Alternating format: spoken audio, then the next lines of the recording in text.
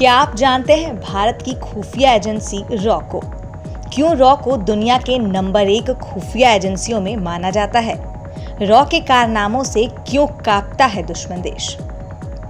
भारत की खुफिया agency raw, जिसकी गोपनीयता के स्तर के बारे में हर कोई जानता है। रिसर्च एंड एनालिसिस विंग की सीक्रेसी का पता दिल्ली के मोदी रोड स्थित 10 मंजिला इमारत को देखकर पता लगाया जा सकता है, जहां किसी भी बाहरी व्यक्ति को इसके अंदर घुसने की इजाजत नहीं है। यह सिर्फ इस संस्था में कार्य कर रहे लोगों को ही इस बिल्डिंग में आने की परमिशन है। इसकी गोपनीयता का अंदाजा आप इसी से लगा सकते हैं कि यहाँ के दफ्तरों के दरवाजों पर नेम प्लेट्स भी नहीं लगे हैं। दोस्तों, एक चीज रॉ के बारे में बोली जाती है। कहा जाता है कि रॉ के अधिकारी आपसी बातचीत में कभी भी रॉ शब्द का उपयोग नहीं करते। इसके बदले वो इसका फुल फॉर्म बोलते हैं, यानी रिसर्च एंड एनालिसिस विंग बोलते हैं। उनके अनुसार रॉ शब्द का अर्थ निकलता है कच्चा या अधूरा, जो उनके अनुसार नकारात्मक छवि प्रस्तुत करता है। दोस्तों, आप ये समझ ही गए होंगे कि आज हम आपको भारतीय खुफिया एजेंसी रॉ के बारे में जानकारी देने वाले हैं। दोस्तों, इस वीडियो में आपको हम रॉ के बारे में एक एक चीज़ें बताएंगे। वीडियो को अंत तक ज़रूर देखें। चलिए, सबसे पहले रॉ की कुछ आम बात कर ली जाए। रॉ का गठन 21 सितंबर 1968 को इंदिरा गांधी की सरकार के शासन के दौरान देश की सुरक्षा के मद्देनजर किया गया था, क्योंकि इससे पहले 1962 में भारत चीन और 1965 में भारत पाकिस्तान जैसे बड़े युद्ध हो चुके थे और इनके बाद ही रॉ के गठन पर विचार बना। रॉ के कानूनी दर्जे के बारे में अभी भी स्पष्टता बनी हुई है कि क्या वजह है जो रॉ एक एजेंसी न होकर एक विंग है। देश की सुरक्षा के मद्देनजर रॉ पर कोई आरटीआई लागू नहीं होती। रॉ में वही व्यक्ति शामिल हो सकता है जिसके माता पिता भारतीय हैं। रॉ पर देश की सुरक्षा की भारी जिम्मेदारी होती है दोस्तों, और यही कारण है कि रॉ अपनी रिपोर्ट किसी दूसरे के जरिए ना भेजकर सीधे प्रधानमंत्री को भेजती है, ताकि इसमें कोई बदलाव और गड़बड़ी की संभावना न रहे। चुनाव रक्षा बलों से रॉ में शामिल होने वाले प्रत्याशी को पहले अपने मूल विभाग से इस्तीफा देना पड़ता है और मिशन पूरा होने के बाद ही वह अपने मूल विभाग को वापस ज्वाइन कर सकता है। तो ये थी रॉ के बारे में कुछ आम बात। जरा अब देखते हैं कि रॉ ने किन किन उपलब्धियों को भारत में हासिल किया है। तो दोस्तों, रॉ ने सिक्किम के नागरिकों को भारत समर्थक बनाने में एक बड़ी भूमिका निभाई थी और इसी के चलते सिक्किम भारत का हिस्सा बन पाया। आपको जानकर आश्चर्य होगा कि एक रॉ एजेंट अगर किसी दूसरे मुल्क में जासूसी करता पकड़ा जाता है तो अपने देश की सरकार सुरक्षा के मद्देनजर न तो उसकी किसी प्रकार की मदद की जाती है और न ही उसे पहचाना जाता है। कुछ ऐसा ही भारत के रॉ एजेंट रविंद्र कौशिक के साथ भी हो चुका है, जिनके बारे में आप भली भांति जानते होंगे। आपको शायद पता न हो, लेकिन भारत के परमाणु कार्यक्रम की गोपनीयता बनाए रखने की जिम्मेदारी भी रॉ के ही कंधों पर होती है। दोस्तों, अब आपको हम रॉ की उपलब्धियों के बारे में एक एक करके बताएंगे। सबसे पहले 1971 में रॉ ने मुक्ति वाहिनी सेना, जो एक बांग्लादेशी गुरिल्ला संगठन है, इसको प्रशिक्षण दिया था। खुफिया जानकारी और गोला बारूद की आपूर्ति में महत्वपूर्ण भूमिका निभाई थी। इसके अलावा रॉ ने पूर्वी पाकिस्तान में पाकिस्तानी सेना की गतिविधियों को भी बाधित किया था और अंततः बांग्लादेश नाम का एक नया देश अस्तित्व में आया था।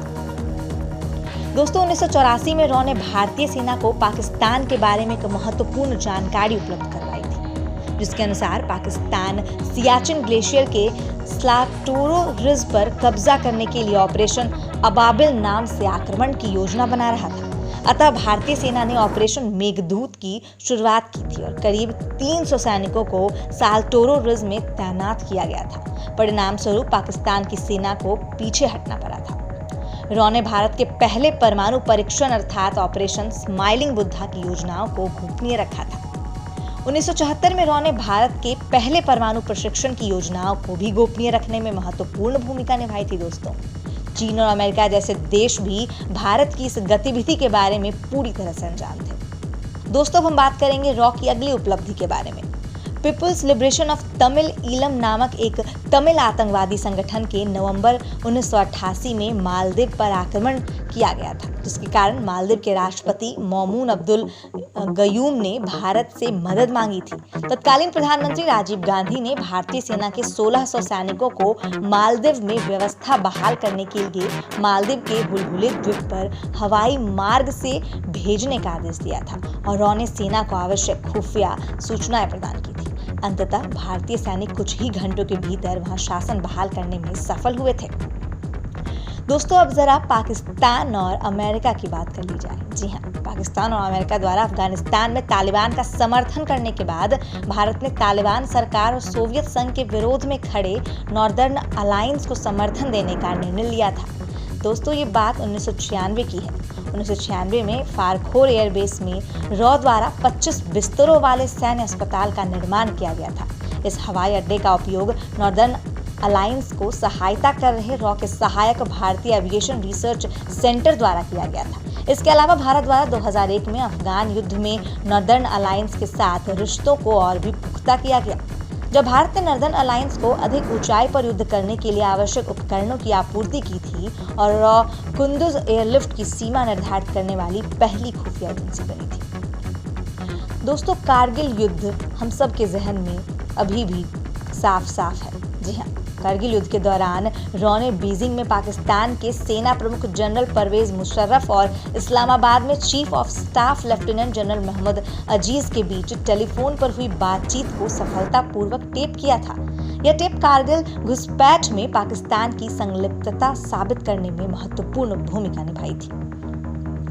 दोस्तों, कश्मीर में शांति बहाल करने के लिए और अलगाववादी समूहों की घुसपैठ को रोकने के लिए रॉ द्वारा एक ऑपरेशन चलाया गया, जिसे ऑपरेशन चाणक्य का नाम दिया गया। इस ऑपरेशन के द्वारा घाटी में आतंकवादी गतिविधियों को बेअसर करने में सफलता मिली थी। इसके अलावा अलगाववादी समूहों और अन्य आतंकवादियों के साथ आईएसआई, जो पाकिस्तान का खुफिया एजेंसी है, इसके साथ शामिल होने के बारे में सबूत एकत्रित किए गए थे और आतंकवादी संगठन हिज्ब उल मुजाहिदीन को विभाजित कर कश्मीर समर्थक भारतीय समूह बनाने में सफलता प्राप्त हुई थी। दोस्तों, मुंबई का 26/11 हमला हम सब के जहन में है, जहां आतंकवादियों ने भारत पर बड़ा कहर बरपाया था। मुंबई हमले से 2 से 6 महीने पहले आतंकवादियों की बातचीत भी रॉ ने टेप की थी। आइए जानते हैं इस मामले को। लेकिन आपसी समन्वय की विफलता के कारण पाकिस्तानी आतंकवादियों के खिलाफ कोई भी कार्रवाई नहीं की जा सकी थी। रॉ के टेक्नीशियन आतंकवादियों द्वारा इस्तेमाल किए गए 6 फोन पर नजर रखे हुए थे। उन्होंने आतंकवादियों एवं उनके आकाओं के बीच की बातचीत को भी टेप किया था। दोस्तों, स्नैच ऑपरेशन नाम का एक ऑपरेशन काफी प्रसिद्ध हुआ था। इस ऑपरेशन के तहत संदिग्ध व्यक्तियों को विदेशों में गिरफ्तार किया जाता है और भारत लाया जाता है। इसके बाद अज्ञात स्थलों पर उनसे पूछताछ की जाती है और अंततः औपचारिक रूप से एक हवाई अड्डे पर या सीमा चौकी पर उन्हें गिरफ्तार कर लिया जाता है।